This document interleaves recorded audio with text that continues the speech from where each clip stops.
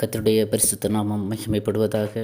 கர்த்தரும் இரட்சகருமாயிருக்கிற இயேசு கிறிஸ்துவின் இனிய நாமத்தில் இந்த காலை வேளையிலேயும் வாழ்த்துதலை தெரிவித்துக் கொள்கிறேன். இந்த காலை வேளையிலும் சற்று நேர சிந்தனைக்கு ஆதாரமாக ஒரு வசனத்தை வாசிக்க விரும்புகிறேன். எண்ணாகமத்தின் புஸ்தகம் 11வது அதிகாரம், அதனுடைய 14வது வசனம். இந்த ஜனங்கள் எல்லாரையும் நான் ஒருவனாய் தாங்கக்கூடாது, எனக்கு இது மிஞ்சின பாரமாய் இருக்கிறது. எனக்கு இது மிஞ்சின பாரமாய் இருக்கிறது. மோசே கர்த்தரை பார்த்து சொல்கிறதான ஒரு வார்த்தை இது. இதே அதிகாரத்தின் எண்ணாகம் 11 முதல் அதனுடைய 17வது வசனங்களை நீங்கள் வீடுகளிலே வாசித்து கொள்ளுங்கள். இஸ்ரவேல் ஜனங்கள் மிகவும் பலுகி பெருகி இருந்தாங்க. இந்த ஜனங்களை வழி நடத்துவதற்காக கர்த்தர் மோசேயை தெரிந்து கொண்டு கர்த்தர் அனுப்புகிறார். இந்த ஜனங்களை மோசே எகிப்திலிருந்து விடுவித்து கொண்டு வந்து, அதற்கப்புறமாக ஜனங்கள் அதிகமாக மோசே இடத்துல முறுமுறுக்கிறாங்க, பிரச்சனை பண்ணுகிறாங்க, வாதாடுகிறாங்க. இந்த சூழ்நிலையிலே இவர்களுடைய பாரம் மோசையால் தாங்க முடியலை. ஒரு மிஞ்சின பாரமாக காணப்படுகிறதாக தேவ சமூகத்திலே அவர் போய் அழுகிறார். எதற்கெடுத்தாலும் ஜனங்கள் போராட்டம், கர்த்தருக்கு விரோதமாக முறுமுறுத்து போராடுகிறதான இஸ்ரவேல் ஜனங்கள்.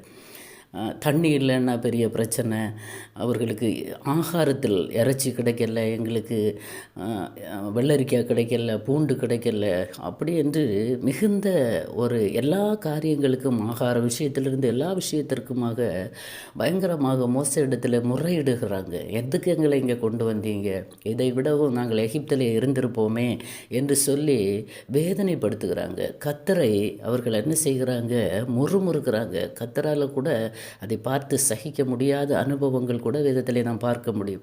இந்த ஜனங்கள் வண்ணங்கா கழித்துள்ள ஜனங்கள் என்று கர்த்தர் அடிக்கடி இந்த ஜனங்களை பற்றி சொல்லுவார். ஆனால் இங்கே இந்த ஒரு வேர்டை நான் எடுக்க விரும்புகிறேன். இது மிஞ்சின பாரமாக இருக்கிறது. மோசேக்கு இது மிஞ்சின பாரமாக இருந்தது. அதனால தான் அவர் ஆண்டோடைய சமூகத்திலே முறையிடுகிறார். மோசே, ஆண்டவரே, இந்த ஜனங்களை என்னால் தாங்க முடியாது, இவர்களை பெற்றேன் என்று கூட அவர் கேட்பார். இல்லையா? அந்த வசனத்தில் நீங்கள் கீழே வாசித்தீங்கன்னா 11வது அதிகாரம் அதனுடைய 12வது வசனங்களை எல்லாம் நீங்கள் பார்த்தீங்கன்னா, இந்த ஜனங்களை எல்லாம் கற்பந்தரித்தேனோ, இவர்களை பெற்றது நானோ என்று கேட்கிறார். அது மட்டும் இல்லை, ஜனங்கள் இறைச்சிக்காக இஸ்ரவேல் ஜனங்கள் அழுகிறாங்க, சாப்பாட்டுக்காக. இப்படிப்பட்ட சூழ்நிலைகள், அந்த ஹிஸ்ட்ரிக்கு நேராக நான் போக விரும்பவில்லை, அது எல்லாருக்கும் தெரிந்த விஷயம். இது ஒரு மிஞ்சின பாரமாக காணப்பட்டது. இதே நாம் யாத்ராகமத்தின் புஸ்தகம் 18 அதிகாரத்தில் அதனுடைய 14ஆம் வசனத்திலிருந்து பார்க்கும்போது, மோசேயின் மாமனாகி எத்ரோ இந்த விஷயங்களை எல்லாம் பார்த்து அவரிடத்தில் சொல்லுகிறார், நீ தனியாக இதை செய்ய உன்னால் முடியாது. உன்னோடு கூட இருக்கிற இஸ்ரவேல் ஜனங்களில் நல்ல ஞானம் உள்ளவர்கள், கர்த்தருக்கு பயந்தவர்கள், உண்மை உள்ளவர்கள் எல்லாம் இருக்கிறாங்க, பொருளாசையை வரிக்கிறவங்க இப்படியெல்லாம் இருக்கிறாங்க. அவர்களை நீ தெரிந்து கொண்டு 1000 பேருக்கு, 100 பேருக்கு, 10 பேருக்கெல்லாம் அதிபதியாக வைத்து உன்னுடைய பாரத்தை நீ லகுவாக்கு என்று மாமனார் சொல்லிக் கொடுக்கிறார். அப்படியே அவர் செய்ததாக கூட நாம் பார்க்கிறோம். அது நமக்கு விஷயம் அல்ல, சப்ஜெக்ட் இல்லை. இங்கே மோசே கர்த்தரிடத்தில் முறையிடுகிறார். ஏன்னா இஸ்ரவேல் ஜனங்கள் ஒவ்வொரு இடத்திலும் கர்த்தரை பரீட்சை பார்க்குறாங்க, முறுமுறுக்கிறாங்க, மோசே இடத்துல முறையிடுகிறாங்க. மோசே ஒருவனால் அதை ஒரு மனுஷன் 6 லட்சம் புருஷர்கள், அப்போ எத்தனை ஜனங்கள் இருந்திருப்பாங்கன்னு கெஸ் பண்ணி பாருங்களேன். ஒரு குடும்பத்தில் 2 பிள்ளைகள் இருந்தால் இன்றைக்கி பெற்றோர் திணறாங்க, 2 பேரையும் அவங்களால சமாளிக்க முடியலை. அப்பேற்பட்டதான சூழ்நிலைகளில் இன்றைக்கு உலகம் இருக்கும்போது அன்றைக்கு ரொம்ப அவர் வேதனைப்பட்டு தான் தேவ சமூகத்தில் இப்படி சொல்லுகிறார், எனக்கு இது மிஞ்சின பாரமாய் இருக்கிறது. உம்முடைய கண்களிலே எனக்கு கிருபை கிடைத்ததானால், அவர் என்ன சொல்கிறார் தெரியுமா, என் உபத்திரவத்தை நான் காணாதபடிக்கு இப்பொழுதே என்னை கொன்று போடும் என்று வேண்டிக் கொண்டார். 11வது அதிகாரம் 11லிருந்து 17 வரைக்கும் நீங்கள் வீடுகளில் வாசித்து கொள்ளுங்கள். அவ்வளவு ஒரு வேதனையான அனுபவத்திற்கு நேராக மோசே நடத்தப்படுகிறார். இப்பேற்பட்ட அனுபவங்கள் வாழ்க்கையில் வரும்போது, தெய்வ பிள்ளைகளுடைய வாழ்க்கையில் இது ஒரு தேசத்து ஜனங்களை நடத்துகிறதான ஒரு தலைவனுடைய ஒரு வார்த்தை, இது எனக்கு மிஞ்சின பாரமாக இருக்கிறது. ஒருவேளை இந்த காலை வேளையில் குடும்ப பிரச்சனையாக இருக்கலாம், வேலை செய்கிற இடத்துல இருக்கிறதான பிரச்சனைகளாக இருக்கலாம், எதுவாக இருந்தாலும் மிஞ்சின பாரமாக இருக்கிறது அவங்களுக்கு வாழ்க்கையில். கர்த்தர் எல்லாவற்றையும் பார்க்கிறார். ஹல்லேலூயா. எல்லாவற்றையும் பார்க்கிறார். அன்றைக்கு மோசேக்கு மூப்பர்களில் 70 பேரை கர்த்தர் தெரிந்தெடுத்து மோசேயின் மேல் இருந்த அதே ஆவியை அவர்கள் மேல் கர்த்தர் அப்படியே அனுப்பி அந்த ஜனங்களை நடத்துவதற்கான ஒரு கிருபையை கொடுத்தார், லகுவாக்கினார் என்று நாம் பார்க்க முடியும் கீழே உள்ள வசனங்களில். ஆனால் அன்றைக்கு ஒரு மனிதனுடைய பாரத்தை ஒரு மனிதன் சுமப்பதற்காக, மனிதர்களுடைய பாரத்தை மனிதர்களை சுமக்கும்படியாக கர்த்தர் ஒரு விசேஷித்த ஆவிகளை கொடுத்து நடத்தி வந்தார். ஆனால் இன்றைக்கு அருமையான தேவ பிள்ளைகளே, நம்முடைய பாரங்கள் எவ்வளவு கடினமானதாக இருந்தாலும், நம்முடைய பிரயாசங்கள், நம்முடைய குடும்பங்களில் இருக்கான குழப்பங்கள், என்னதான் பிரச்சனைகள் இருந்தாலும் நமக்கு சார்ந்து கொள்ள ஒரு இடம் இருக்கிறது. ஆமென். ஹல்லேலூயா. எந்த மனுஷனிடத்துலையும் போய் சொன்னால் ஒரு நாள் கேட்டு அனுதாபப்படுவாங்க, அடுத்த நாள் நீங்கள் இதே பாரத்தை இதே பிரச்சனையை கொண்டு திருப்பியும் போகிறீங்கன்னா அவர்கள் அதை கேட்க மனதற்றவர்களாக இருப்பார்கள். திரும்ப திரும்ப போனீங்கன்னா கதவை பூட்டிவிட்டு உள்ளே இருந்து விடுவார்கள். ஹல்லேலூயா. இதுதான் இன்றைய உலகம். அப்போ ஒரு மனிதனுடைய பாரத்தை சுமப்பதற்கு ஒரு எல்லை இருக்கிறது. அவனால் தாங்க முடியாது. ஏன்னா அவனுக்கே தாங்க முடியாத பாரங்கள் இருக்கும்போது இன்றைய உலகத்தில் நீங்கள் பார்த்தீங்கன்னா சின்ன பிள்ளைகளுக்கு பாரம், படிக்கிற பிள்ளைகளுக்கு, காலேஜில் போகிற பிள்ளைகளுக்கு, அவர்களுக்கு குடும்பத்தில் இருக்கிற பெற்றோரை விட பாரப்படுகிறாங்க. அப்படி என்னதான் பாரம் இருக்கிறது என்று பெற்றோருக்கு தெரியாது, அவர்களுக்கு மட்டும்தான் தெரியும். அன்பான பிள்ளைகளே, ஹல்லேலூயா, தேவையில்லாத பாரங்கள், படிக்கிற காலத்திலே தேவையில்லாத பாவ சுபாவங்களுக்கு அடிமைப்பட்டு பாரங்களை ஏற்றி வைக்காதீங்க. ஹல்லேலூயா. எந்த மனிதனும் ஒரு மனுஷனுடைய பாரத்தை சுமக்க ஒரு எல்லை உண்டு. அதனால தான் பழைய ஏற்பாட்டில் எல்லாம் இப்படி தான் செய்திருக்கிறாங்க. ஆனால் நமக்கு புதிய உடன்படிக்கையின் விசுவாசிகளாகிய தேவ பிள்ளைகளுக்கு கர்த்தர் ஒரு நல்ல இடத்தை வைத்திருக்கிறார். ஆமென். ஹல்லேலூயா. அது என்ன தெரியுமா? எபிரேயருக்கு எழுதின நிருபம் அதனுடைய 4வது அதிகாரம் 15, 16வது வசனத்தை வாசிச்சிங்கன்னா, நம்முடைய பலவீனங்களை குறித்து பரிதபிக்கக்கூடாத பிரதான ஆசாரியர் நமக்கு இராமல் எல்லா விதத்திலும் நம்மை போல சோதிக்கப்பட்டும் பாவமில்லாதவராய் இருக்கிற பிரதான ஆசாரியரே நமக்கு இருக்கிறார். ஆதலால் நாம் இரக்கத்தை பெறவும் ஏற்ற சமயத்தில் சகாயம் செய்யும் கிருபை அடையவும் தைரியமாய் கிருபாசன தண்டையிலே சேர கடவோம். ஆமென். ஹல்லேலூயா.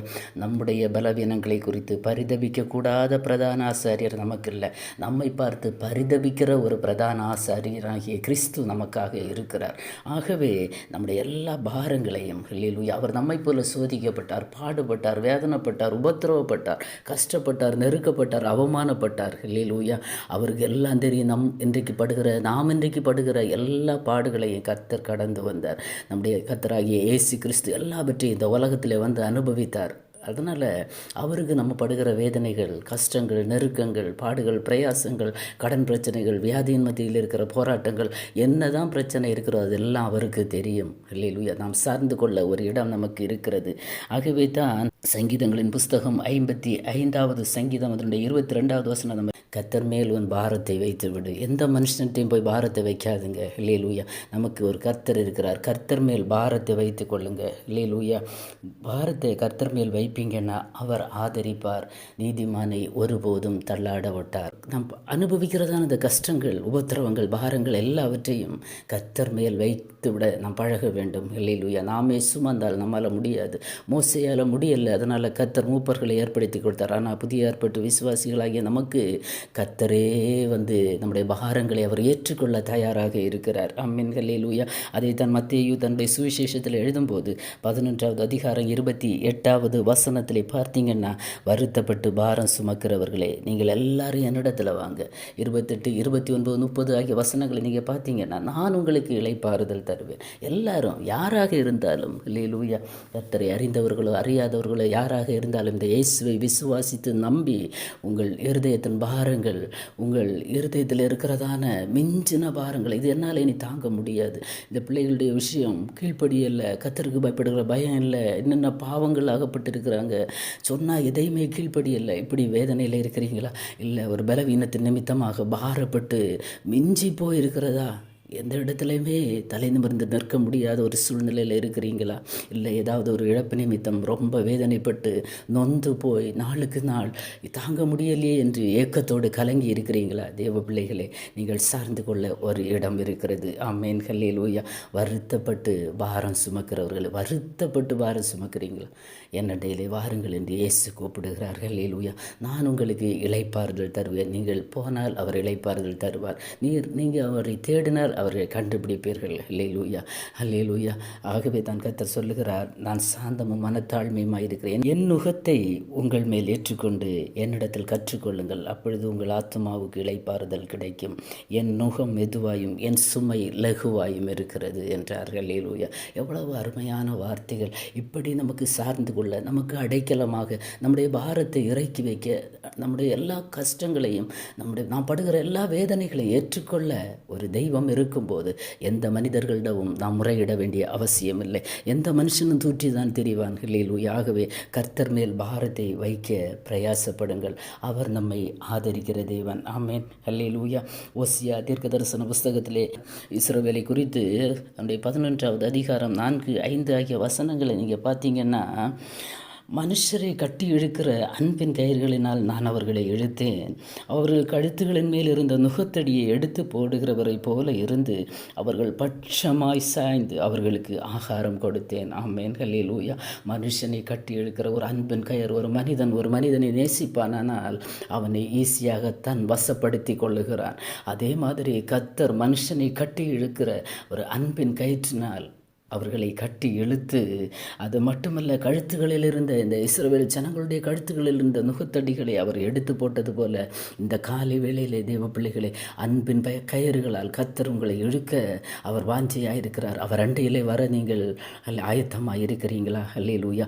உங்கள் கழுத்துகளின் மேலே இருக்கிற பாரங்கள், நுகத்தடிகள், என்னென்ன பாரங்கள், என்னென்ன சுமைகள், என்னென்ன வேதனைகள், என்னென்ன பிரயாசங்கள், என்னென்ன கண்ணீரின் அனுபவங்கள், வியாதிகள், பிரச்சனைகள், போராட்டங்கள் இருக்கிறதோ அது எல்லாவற்றையும் அவர் எடுத்து போட ஆயத்தமாக இருக்கிறார். அது மட்டுமல்ல, அவர் உங்கள் பட்சமாய் சாய்ந்து, ஹல்லேலூயா, உங்களுக்கு ஆகாரம் கொடுக்க அவர் ஆயத்தமாக இருக்கிறார். என்ன தேவையோ, தரித்திரத்தில் இருக்கிறீங்களா, கடன் பிரச்சனையில் இருக்கிறீங்களா, கர்த்தர் உங்கள் பட்சமாய் சாய்ந்தார்னா எந்த குறைவுமே உங்களுக்கு இல்லை. ஆமென், ஹல்லேலூயா. அதான் அடுத்த வசனத்தில், எப்ராஹிமே நான் உன்னை எப்படி கைவிடுவேன், இஸ்ரவேலே நான் உன்னை எப்படி ஒப்பு கொடுப்பேன். ஹல்லேலூயா.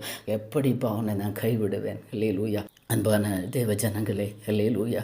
உங்களை நீங்கள் இருக்கிற சூழ்நிலையில் யாருமே உங்களை கண்டுக்கிடாமல் இருக்கும்போது கர்த்தர் கூட பார்க்கலையோன்னு நினைத்து கொண்டு இருக்கிறீங்களா? இல்லை, கர்த்தர் கேட்கிற ஒரு காரியம், உன்னை நான் எப்படி கைவிடுவேன். இந்த சூழ்நிலையில் யாருமே அனுகூலமாக இல்லாத ஒரு சூழ்நிலை, யாரும் உதவி செய்ய முடியாத ஒரு சூழ்நிலையில், ஹல்லேலூயா, எந்த மனிதனும் ஆறுதல் சொல்ல முடியாத ஒரு சூழ்நிலையில் கர்த்தர் உங்களை பார்த்து சொல்லுகிறார், இந்த காலை வேளையில் உன்னை நான் எப்படி கைவிடுவேன். ஹல்லேலூயா. உன்னை நான் எப்படி ஒப்பு கொடுப்பேன். இந்த பிரச்சனை நாளைக்கு இது எப்படி முடியுமோ என்று ஒருவேளை ஏக்கத்தோடு இருக்கிறீங்களா? எந்த சோதனைகளிலும் பிரச்சனைகளிலும் போராட்டங்களிலும் கர்த்தர் உங்களை ஒப்பு கொடுக்க மாட்டார். எப்படி ஒப்பு கொடுப்பேன். ஹல்லேலூயா, ஹல்லேலூயா. என் இருதயம், கடைசி வார்த்தை, என் இருதயம் எனக்குள் கர்த்தர் குழம்புகிறார். நீங்கள் குழம்புறீங்க ஒரு சைடு, ஐயோ இதில் நான் எப்படி மீண்டு வருவேன், இந்த பிரச்சனையிலிருந்து எப்படி, இந்த போராட்டத்திலிருந்து, இந்த வேதனையிலிருந்து யார் என்னை தூக்கி விடுவார்கள் என்று நீங்கள் குழம்பி போய் இருக்கிறீங்களா? ஹல்லேலூயா. நம்மளை விட கர்த்தர் நமக்காக குழம்பி போயிருக்கிறார். ஹல்லேலூயா. என் இருதயம் எனக்குள் குழம்புகிறது. ஆமே. என் பரிதாபங்கள் ஏகமாய் பொங்குகிறது. கர்த்தர் ஒரு மனிதனுக்காக பரிதாபப்பட்டாருன்னா, ஹல்லேலூயா, ஒரு மனுஷனை போல கர்த்தர் சொல்லுகிறார், என் இருதயம் குழம்புகிறது. எப்படி உன்னை காப்பாற்றுவேன், எப்படி உன்னை விடுவிப்பேன், யாரை கொண்டு, எந்த இடத்துல, எந்த சூழ்நிலையில், எவரை கொண்டு உனக்கு உதவி செய்யணுமோ அதற்காக நான் ஆயத்தமாக இருக்கிறேன் என்று கர்த்தர் இந்த காலை வேளையிலே உங்களோடு சொல்லுகிறார். அன்பான தேவ பிள்ளைகளே, உலக ஜனங்களுக்கு நமக்கும் ஒரு வித்தியாசம் இருக்கிறது. உலக ஜனங்கள், ஹல்லேலூயா, மிஞ்சின பாரத்தை தாங்க முடியாமல் தற்கொலை பண்ணி கொள்ளுகிறாங்க. ஹல்லேலூயா. அவர்களால் அடுத்து வாழ முடியாது. அடுத்த ஸ்டெப்பு எங்கே எடுத்து வைக்க வேண்டும் என்று தெரியல. அவர்கள் கும்பிடுகிற தெய்வம் அவர்களை கைவிட்டு விடுகிறது. எல்லாமோ செய்து பார்க்குறாங்க, எதுவுமே செய்ய முடியலை. ஆனால் நமக்கு சாய்ந்து கொள்ள ஒரு கண்மலை இருக்கிறார். ஆமென். நாம் சார்ந்து கொள்ள ஒரு தெய்வம் இருக்கிறார். நமக்காக பரிதபிக்க ஒரு தெய்வம் இருக்கிறார். ஹல்லேலூயா. நம்மை நேசிக்க ஒரு தெய்வம் இருக்கிறார். இருக்கிறார். அன்பின் கயிறுகளால் நம்மை கட்டி இழுக்கிற ஒரு தெய்வம் இருக்கிறார். ஆமேன். அவர் நம்மை கைவிட மாட்டார். எப்படி கைவிடுவார்? ஹல்லேலூயா. எப்படி விட்டு கொடுப்பார்? ஹல்லேலூயா. ஆகவே தேவ ஜனங்களே, ஹல்லேலூயா, கர்த்தர் நமக்காக இருக்கும்போது உலக ஜனங்களைப் போல தகாத விண்ணப்பங்கள் வேண்டாம். ஹல்லேலூயா. என் வாழ்க்கையை நான் முடித்து கொள்ளப் போகிறேன் என்று எத்தனை பேர் இன்றைக்கு இருதயத்தில் யாருக்கும் தெரியாமல் யோசித்து கொண்டிருக்கிறீங்க. இந்த கடன் பிரச்சனை, இந்த பிரச்சனை குடும்பத்தில் ரொம்ப அவமானப்பட்டு கூனி குறுகி இருக்கிறீங்களா? இல்லை, ஏதோ ஒரு இழப்பு நிமித்தமாக வேதனைப்பட்டு வெளியே வர முடியாதபடிக்கு குழம்பி போயிருக்கிறீங்களா? ஹல்லேலூயா. அது உங்களுக்கு மிஞ்சின பாரமாக இருக்கிறதா? எந்த தவறான முடிவுகளையும் தேவ பிள்ளைகள் எடுக்கக்கூடாது. நமக்கு சார்ந்து கொள்ள ஒரு தெய்வம் இருக்கிறார். ஆமேன். கர்த்தர் மேல் பாரத்தை வைக்க பழகுங்கள். வருத்தப்பட்டு பாரம் சுமக்கிற எல்லாரும் என்னிடத்தில் வாங்க. என்ன வருத்தம், என்ன போராட்டம், என்ன பிரச்சனை இருந்தாலும், என்ன தேவை இருந்தாலும் என்கிட்ட வாங்க, நான் உங்களுக்கு இளைப்பாறுதல் தருகிறேன் என்று சொல்லுகிறாரே கர்த்தர். உலக ஜனங்களுக்கு நமக்கும் ஒரு வித்தியாசம் இருக்கிறது. நம்முடைய தேவன் ஜீவன் உள்ள தேவன், அவர் ஜீவிக்கிற தேவன். ஆமேன். ஹல்லேலூயா. அவர் கைவிடாத தேவன். நான் உன்னை விட்டு விலகுவதும் இல்லை, உன்னை கைவிடுவதும் இல்லை என்று சொல்லுகிறாரே. அந்த தெய்வத்தை அப்படியே பற்றி கொள்ளுங்கள். அவரிடத்தில் சார்ந்து கொள்ளுங்கள். மனிதனிடத்தில் போகாதுங்க. உங்கள் பிரச்சனைகள் எல்லாவற்றையும் கர்த்தரிடத்தில் சொல்லுங்கள். சொல்யூஷன் அங்கே தான் இருக்கிறது. ஆமேன். ஹல்லேலூயா. இந்த காலை வேளையில் எத்தனை பேர் ஒப்பு கொடுப்பீங்க?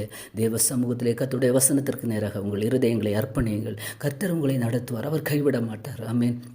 உங்களுக்காக பரிதபிக்கிற ஒரு பிரதான ஆசாரியர் இருக்கிறார். ஆகவே நாம் தைரியமாக கிருபாசன தண்டையிலேயே நாம் கிட்டே சேர முடியும். ஆமென்களில் ஏற்ற நேரத்திலே சகாயம் தருவதற்காக ஒரு நல்ல பிரதான ஆசாரியர் நமக்காக இருக்கிறார். ஆகவே யார் ரெப்ரசன்டேட்டிவாக உங்களுக்கு நடுவில் வேண்டாம், எனக்காக ஜெபம் பண்ணுங்கள் சொல்லலாம். ஜெபிக்கிற ஆவிக்குரிய பிள்ளைகளிடத்தில் நம்முடைய காரியங்களை சொல்லி ஜெபிக்க சொல்லலாம், தவறில்லை. எல்லாரை விடவும் நாம் அவரிடத்தில் தைரியமாக நெருங்கக்கூடிய பாக்கியத்தை நமக்கு கர்த்தர் தந்திருக்கிறார். ஆமேன். இந்த காலை வெளியில் ஒப்பு கொடுப்போமா? எந்த பிரச்சனையாக இருந்தாலும் தேவ சமூகத்திலே ஒப்பு கொடுங்க. கர்த்தரிடத்தில் சொல்லுங்கள். யாருக்கும் தெரியாமல் தேவனிடத்தில் தெரியப்படுத்துங்க. அப்போது எல்லா புத்திக்கும் மேலான தேவ சமாதானம் உங்கள் இருதயங்களை ஆட்கொள்ளும். ஒன்றுக்கும் கவலைப்பட வேண்டாம் என்று பிலிப்பியரில் அப்போஸ்தலனாகிய பவுல் சொல்லுகிறார். எல்லாவற்றையும் ஸ்தோத்திரத்தோடு ஜெபத்தோடு கூடிய விண்ணப்பங்களோடும் வேண்டுதலோடும் கர்த்தருக்கு தெரியப்படுத்துங்க. உடனே வாட்ஸ்அப் எடுத்து அவங்களுக்கு இவங்களுக்கு அப்படி என்று யாருக்கு மெசேஜ் அனுப்பாதுங்க.